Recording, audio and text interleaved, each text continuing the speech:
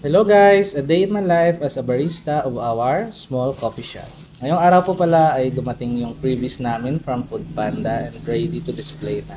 So sobrang excited na ilagay sa glass door namin ay natapon ko ang lock ng Panda. Sinubukan kong hanapin pero naalala ko basurahan niya pala ito kaya di ko na tinuloy.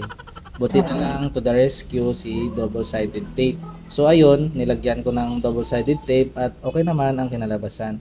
So guys, avail po tayo sa Foodpanda, book and try na lang. So after ko na malagay yung Foodpanda, may umorder na ng ham and egg sandwich at premium drinks na blueberry cream. Kaya prepare muna tayo. Di lang puro drinks ang ino-offer dito, meron ding pasta, nachos, sandwiches, and all day breakfast. Ngayong araw, naka-off yung employee namin kaya ako na nag-take over. Ang sarap sa pakiramdam basta nagagawa mo ang mga passion mo kaya dito ako palaging nakatambay para magluto at magtimpla ng drinks. Nag-i-enjoy ako lalo na kung maramihan ng order pero dahil nga business ito, di naman araw-araw marami. Minsan matumal pero okay lang din, God is good pa rin. So ayun, natapos ko na ma-prepare ang ham and egg, then may kasama na yung fries. Siguradong mabubusog ka na. Nung matapos ko na ma-prepare ang fries ay sinunod ko na ang blueberry cream.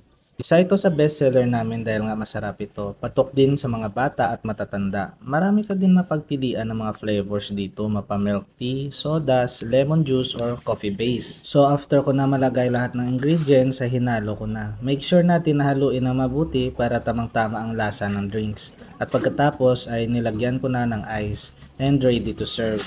And ito na ang final result. Serve na natin. See you on the next video.